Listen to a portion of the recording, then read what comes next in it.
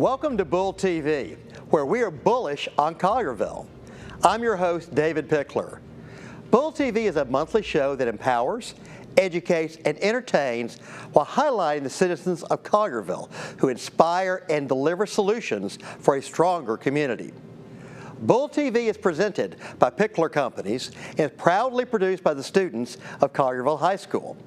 We invite you to watch our show at www.bulltv.show, thebullnetwork.com, and CHS-TV 19. New episodes air on the second Sunday of every month at 3 p.m. Central Time. On today's show, we sit down with Molly Walker, Vice President and Managing Director of Business Development at Simmons Bank. Join us for this inside look at how Molly has not only built a successful career, but how she's also paving the way for future generations of female leaders. Don't miss this episode as we discuss Molly's impact on our community, why she leads with such passion and purpose, and how she advocates for inclusive access to fertility treatments for all Tennesseans.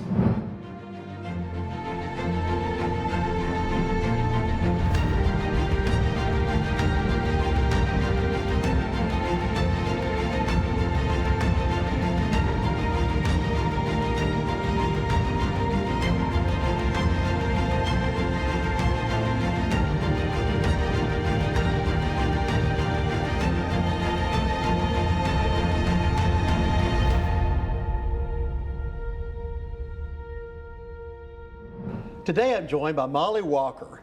Molly Walker is a Collegeville native and Vice President and Managing Director of Business Development at Simmons Bank.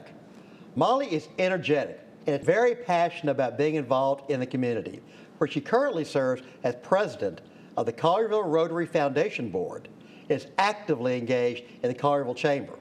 She's a proud alumnus of the University of Memphis and attends Grace Valley Church. She is wife to Taylor and proud mother of two beautiful children, Lawson, who's 7, and Noah, who's 4. However, the road to having them was not easy. After years of trying to conceive, enduring 2 miscarriages with no insurance coverage for fertility treatments left Molly feeling overwhelmed, lonely, and hopeless at times. She gave her pain a purpose and co-founded Tennessee Fertility Advocates alongside Lauren Brown. Tennessee Fertility Advocates is a pro-family group of Tennesseans taking a stand, creating awareness, and advocating for fertility health care coverage so that all Tennesseans can access the medical treatments they need.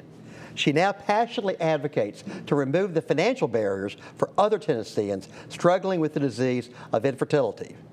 She was recognized as the 2021 Remarkable Woman of Memphis by WREG Nexstar, as well as a 2021 Woman of Impact from the American Heart Association, and voted as the Collegeville Herald Reader's Choice 2021 Best Banker in Collegeville.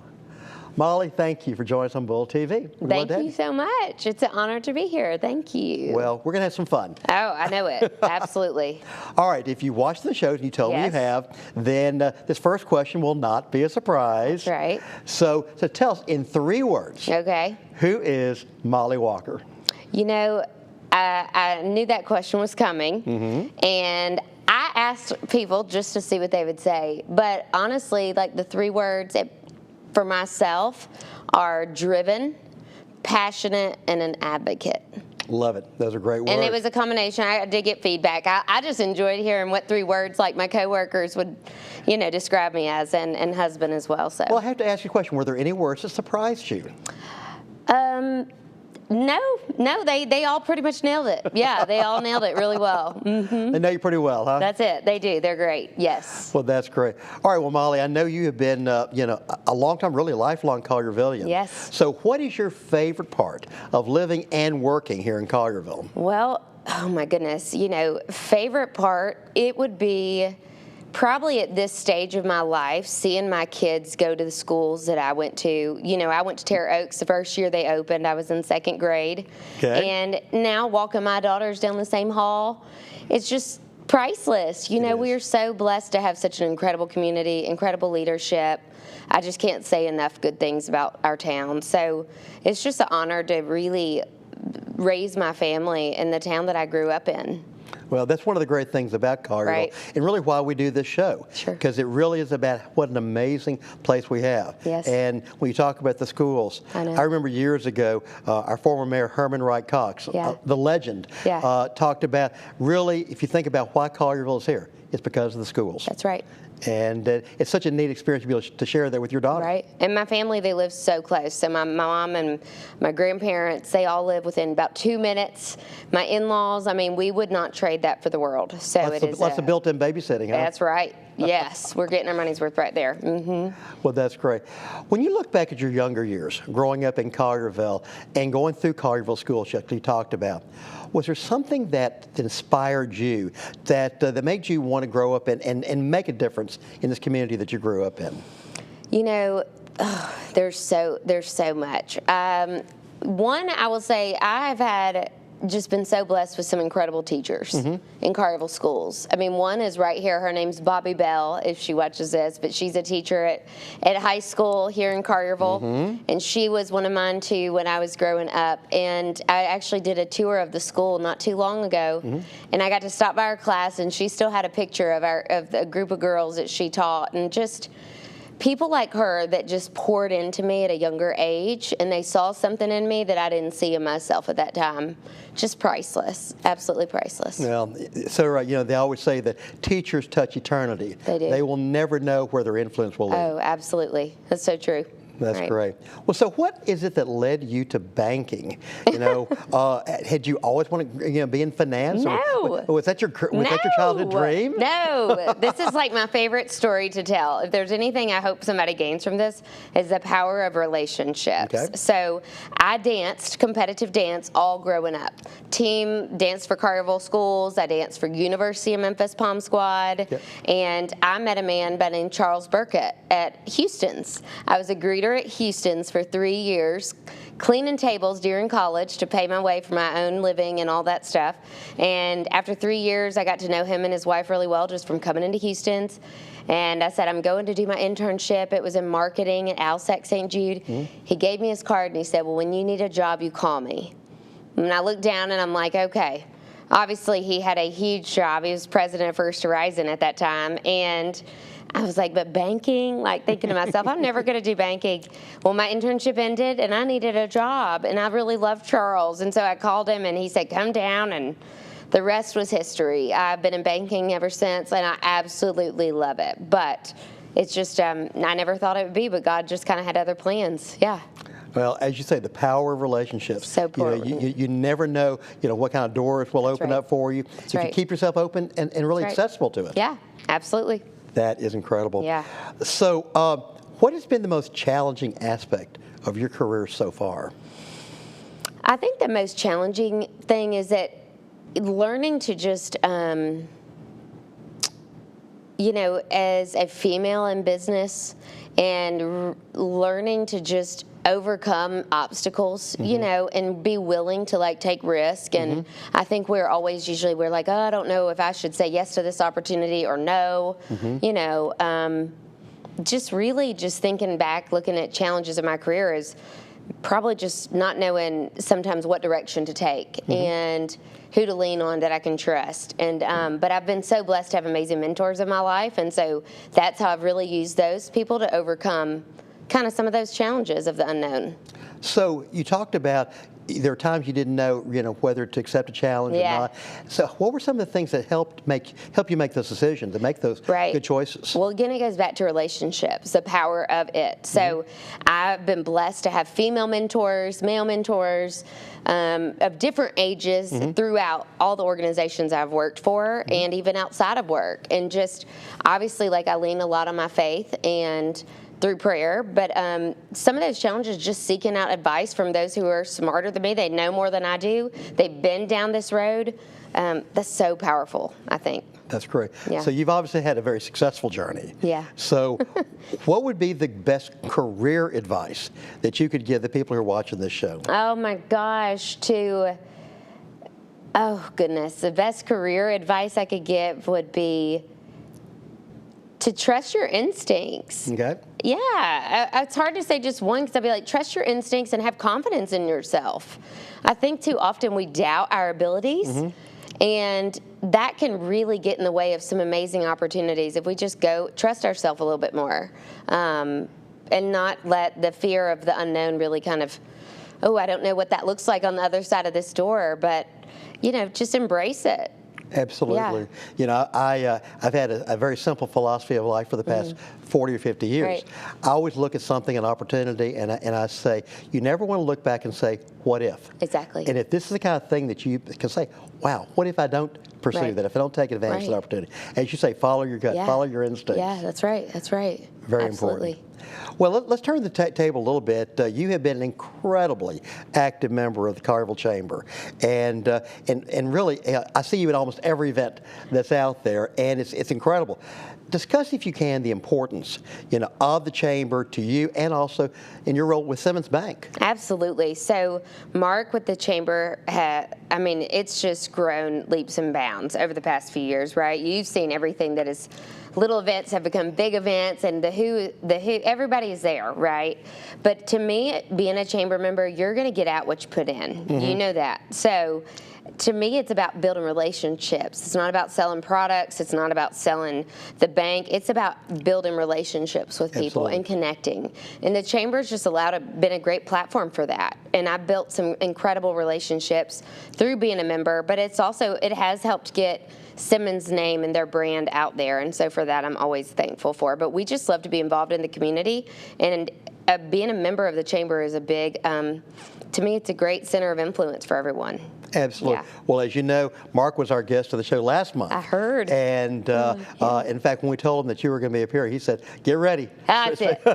Mark is fantastic. I actually get some of my best ideas come from Mark, because I'll just call him and say, "Can you talk about this? Let's talk through this," whether it be work or personal. And he's always just a great listener, and that is such a great characteristic as well. Well, it really is, and, Yeah. and it was. I've obviously had the chance to work with Mark ever since he came on board, and even prior to that, when he was at MLGNW and the town of Collegeville.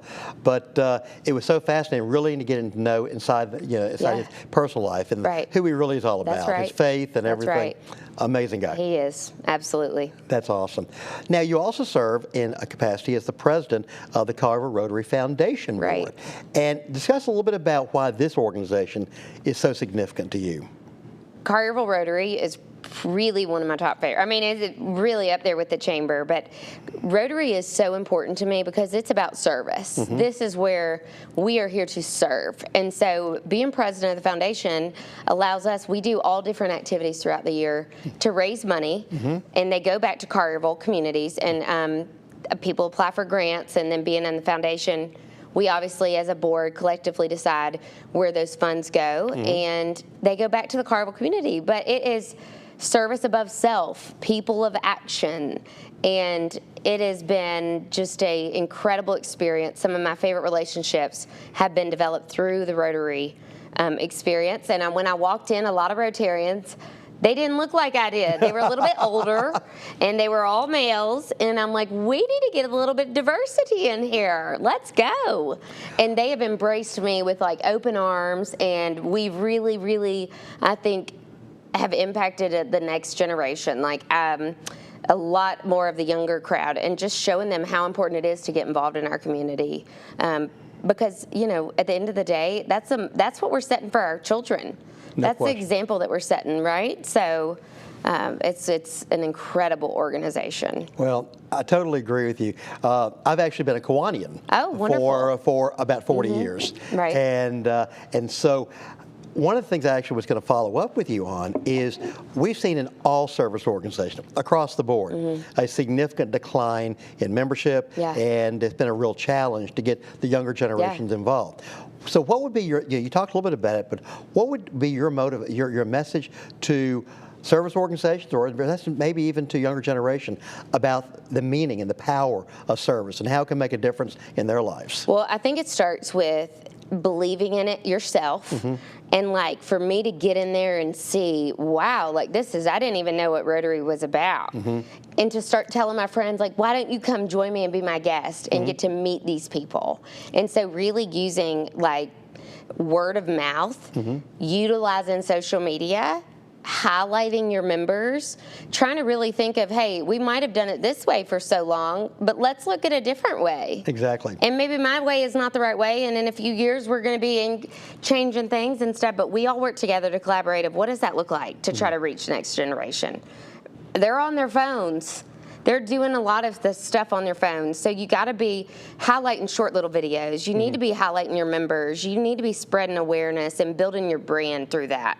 And so everybody at Rotary, they've just been, yes, let's do it. Let's do it. And you get a few great members in, and man, I tell you, the word just, it's just been incredible. Well, I'm sure it's created a great new energy in the organization. Oh, I think so. Absolutely. It is something I look forward to every week. That is great. Yes. Well, and as we saw in your bio, you gave your pain purpose. Yes. And, obviously going through, the multiple miscarriages. And, talk about your road. Yeah. And talk a little bit, if you would, about how the Tennessee Fertility Advocates was founded, if you wouldn't mind. Absolutely. So, I truly believe that we experience things in our lives where we might not know, why is this pain happening to me? Right. Whether it's a disease, whether it's a loss of a loved one. My best friend, she died when I was a senior in high school at Carver.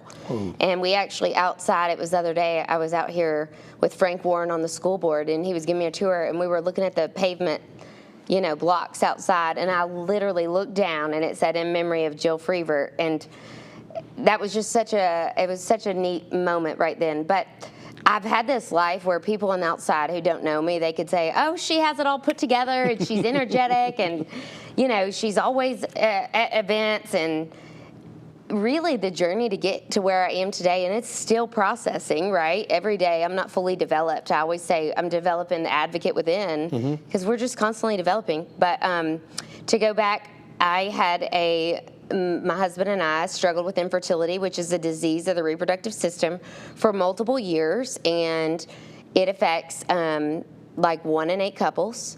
And you don't realize we got married, we were young, we were energetic, and we just thought having kids was going to be easy. Right. You get married, and what do they ask? When are you having kids? When can I have my grandbabies? I'm having that conversation with my daughter. Of course, yes. And the next thing I know, years passed, and I knew I had something wrong with myself and sought treatment, had multiple miscarriages, found out I had a blood clotting disorder. And all of those things can be treatable with medication. However, I didn't have any insurance coverage for infertility. And it's up to employers to add that. States can often, they can have mandated laws as well. And it was just a very difficult road, about 5 to 6 years of every month wanting to have a baby. Wow. And I'm now blessed with, we're blessed with 2 beautiful children. My husband's obviously been a huge support for me and my faith. I just can't say enough about what God has shown me through this. But that statement, given my pain a purpose, started with the lady Marianne Dunavant, who went through her own pain. And she said something that she said, and it's always stuck with me. She gives her pain a purpose, and that's something that I want to do. I want to give my pain a purpose. I felt alone. I felt depressed. And on top of the financial burdens of all of that, it's just people don't talk about it. Right. So Lauren Brown and I started Tennessee Fertility Advocates in hopes to create awareness, give people a community of support, hopefully see employers add coverage and help advocates advocate for that. And then also work with Tennessee legislators because it should be covered by insurance. This is a disease, so it should be covered. And it just goes back to awareness. Yeah. Wow. What a journey. I wasn't completely aware of all the things that were involved with it until just this conversation. And it really brought me back to a situation with my daughter-in-law. Yeah. She had a pregnancy that ended due to a blood clot. And then she very shortly had another miscarriage.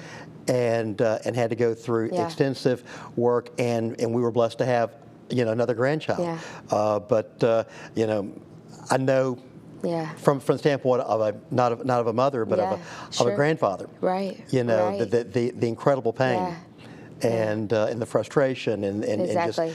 just so God bless you for what you're doing. Well, people with that. just don't talk about it, and I'm just tired of that. Like, if there's anything I could say is that there's nothing to be ashamed of. No. I felt ashamed because I didn't know anyone else who really wanted to talk about it. And that's one of my goals, is to speak up and do things like this.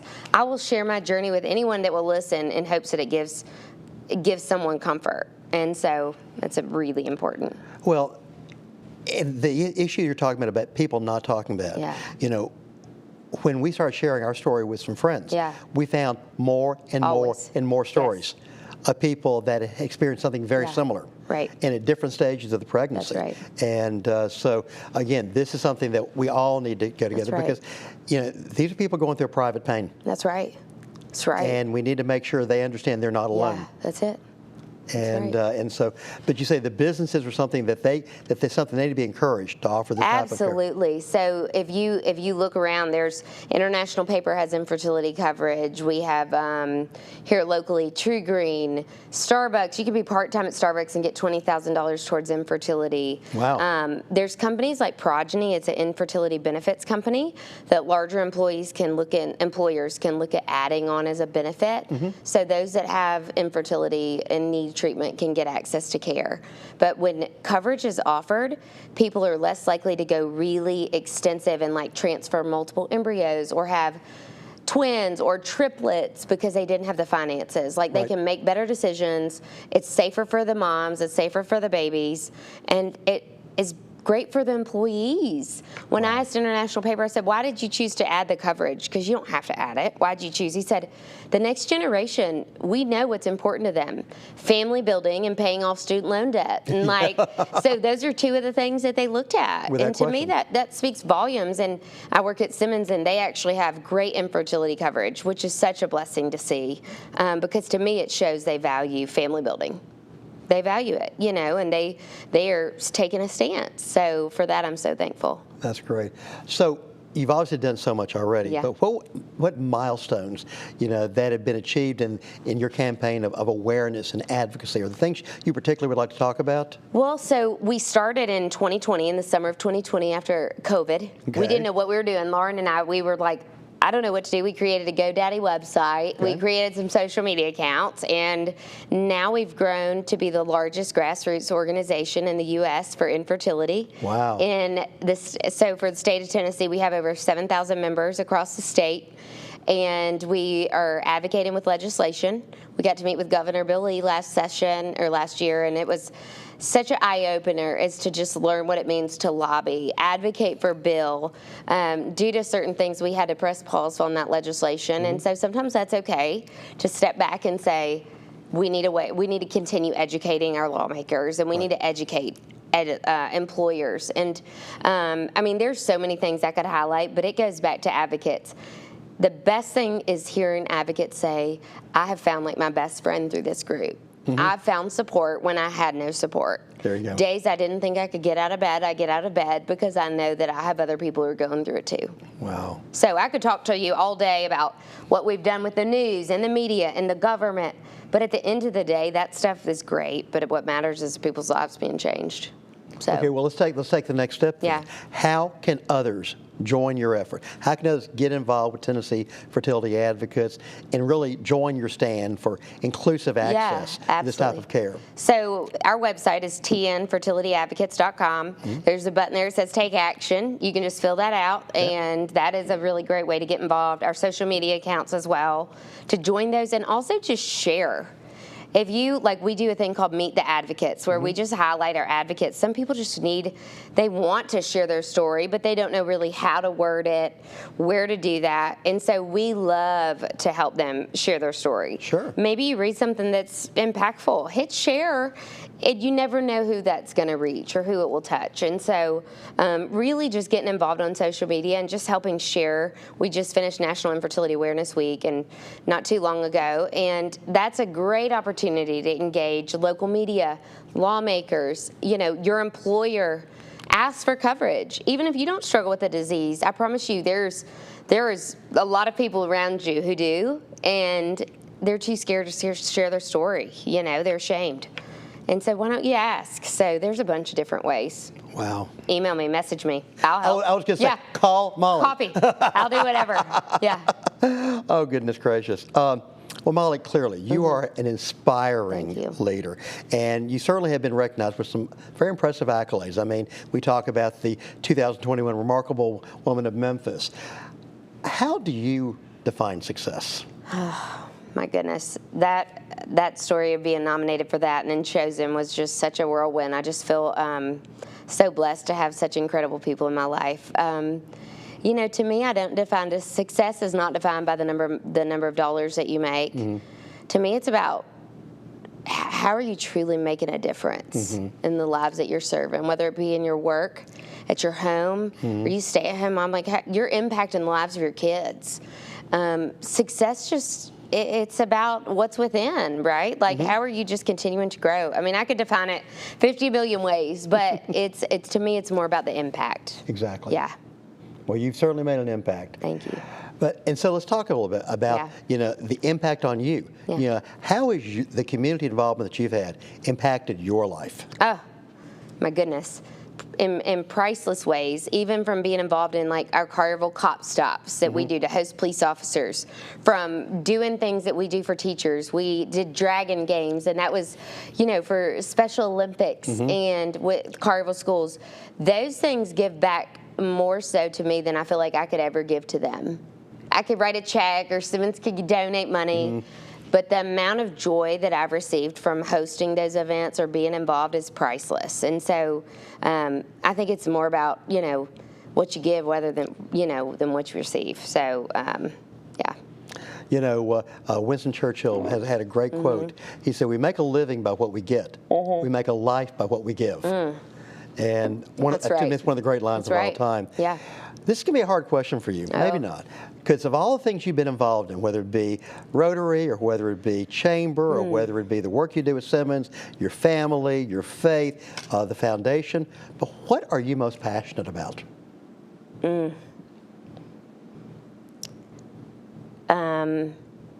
Well, you kind of just named a whole bunch of things. So I look at my kids, and I know that's probably an easy answer, but no, it's a good one. To me, like my husband and my kids are what I'm most passionate about. Everything else is great, but you could take it all away, and if I just had them, I would be just fine. Yeah. It's my faith and it's my family. Yeah, for sure. That works. Yep. I love it. And if you look back through your career, what is one or two things that you wish that you could tell your former self, knowing what you know now? Oh my God. Go back in time. Right? Don't you wish take that little 16-year-old aside and say, let me talk to you about something. Oh my goodness.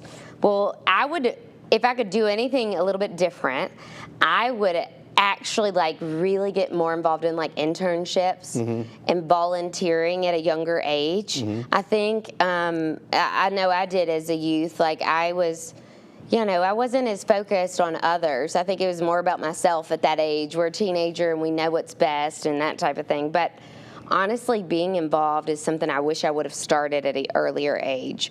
My mom, she was a single mom and did the best she could to raise myself and my brother, and she's incredible.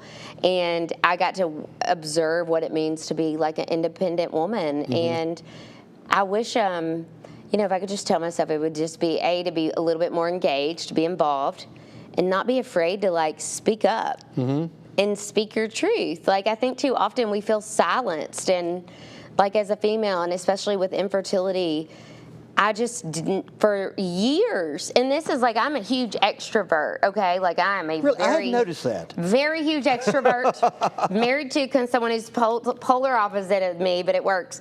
But I did not feel that I could even say that what I was going through. And I wish, like, why was I like that? I should have just said, no, this is what I'm struggling with, and it's okay. Like, so if there's anything, I was just probably, you know, getting a little bit more involved as I was growing up, and then obviously not being afraid to just speak up. Yeah. Wow, that's fantastic. You know, you've lived in Collegeville basically all your life. That's right. What Collegevillian has made the greatest impact on your life? Missy Marshall. hands down. Great person. Missy is incredible. And I met Missy Marshall. She's our alderman, and I met her through the Collegeville Chamber Women's Leadership Luncheon a few years ago. And, you know, one of my favorite things is, you know, asking people what's their favorite pieces of advice.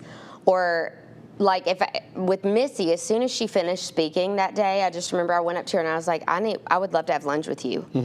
I would love to have lunch with you. And she's like, okay. And from then on, we've had such an incredible relationship, and I've gone to her with guidance, with legislation, with personal stuff, with business, and she is just such an incredible role model, and I've just been so blessed to know her and call her friend. Wow. Yeah. That's a great one. She's great. So what does the future of Molly Walker look like as a successful female leader? Yes. Because I know we hadn't talked as much about, you know, the work that you've done, you know, with the Carver Women's Network and all that. So talk to me about, what does the future look like for you?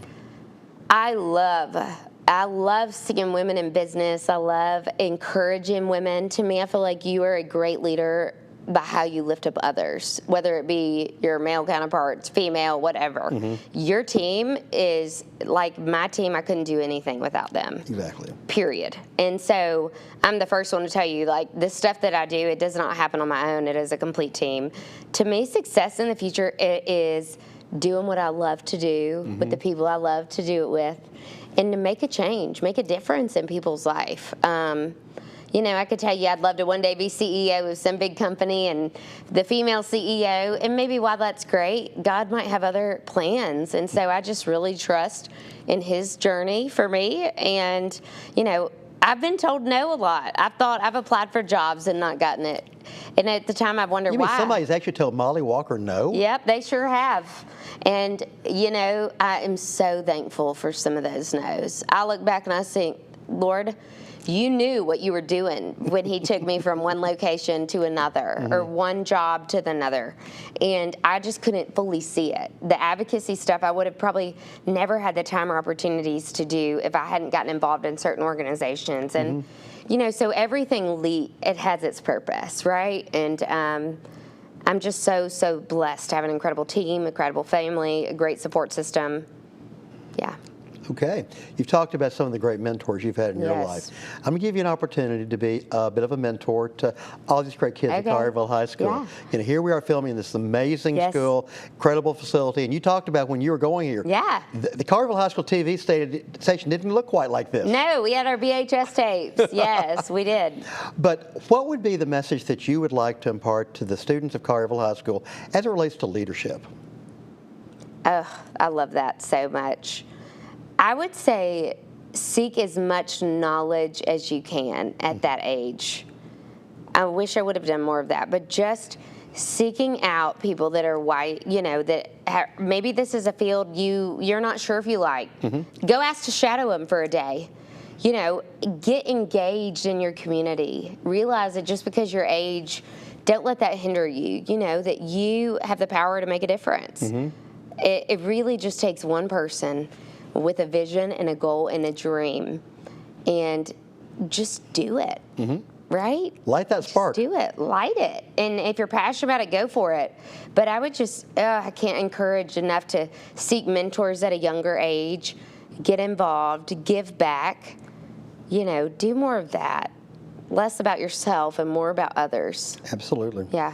Well, you are really just getting started as far as I'm concerned, but years from now, decades from now, when you're reflecting back on your career, what would you like to be your legacy, your impact that you're leaving on this world? Well, when I look back, I mean, years from now, or, you know, as I told you, my best friend, she got killed in a car wreck my senior year of high school. So for high schoolers that are watching, we never think it could happen to us, and it did. And life could be gone in the blink of an eye. And I want people, whether it be work related, whether it be personally related, where they look back over my life and they say, she is someone that inspired me to be a better person, that impacted me in a way that helped me want to reach out and help others, right? Because you know how often, I mean, I don't know about you, but I've had those moments where I'm just like, Lord, I can't make it through another day.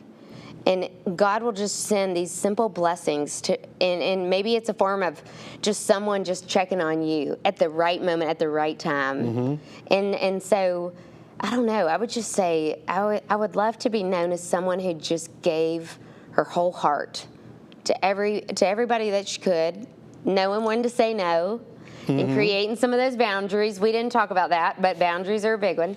But just somebody who lives a life of just love. Yeah. Wow. Yeah. Molly, first of all, you are an inspiration. Thank you. And I want to thank you for the courage. Thanks. That you brought, and more importantly, the awareness that you're creating, so that that other families, men and women, because I remember in reading one of your speeches, you talked about in the area of infertility that can be 1/3 men, 1/3 women, That's 1/3 unknown. That's right. And that unknown. Yeah. You know, it's for so many people, they feel like they are alone. That's right. And because of the work you're doing, you know, with Tennessee Fertility Advocates, you're paving a way for them to know that they're not alone. Right. I hope I look at my children and I think I pray that they don't have this disease, but if they do, that coverage would be already offered by the time they get older. You know, could you imagine a world years ago where mammograms, they really weren't covered by insurance? Right? Could you imagine that today? I couldn't. No. I pray that that's what infertility comes to, you know, where they can't imagine a world without infertility coverage. And so, you know, I'm just so thankful. I'm so thankful for the opportunity to be here.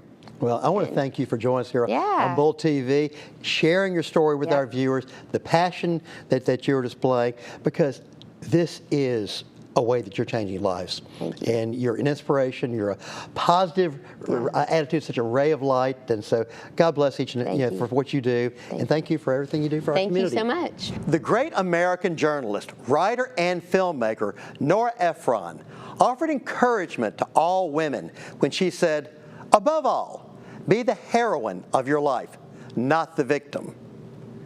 The word hero is often overused in our society. When I think of heroism, words such as courage, selflessness, valor, and honor immediately come to mind. Some of our greatest examples of these qualities walk among us every day. They're community volunteers, faith-based leaders, and service organization members. They bring passion and purpose in everything they do. Molly Walker is a living embodiment of heroism. She is a passionate ambassador for advancing opportunities for women and for those dealing with the heartbreak of infertility. We are living in times of tremendous challenge. This is a time when we need real community heroes to step up and lead with passion and purpose. The content of their character will be like a shining beacon to illuminate the path forward for all to see. Thank you, Molly Walker, for your courage, your selflessness, your valor, and your honor. Nora Ephron would be proud to call you a heroine. And that is my 2 cents. Until next time, I'm your host, David Pickler. Thank you for watching Bull TV, where together we deliver solutions for a stronger community.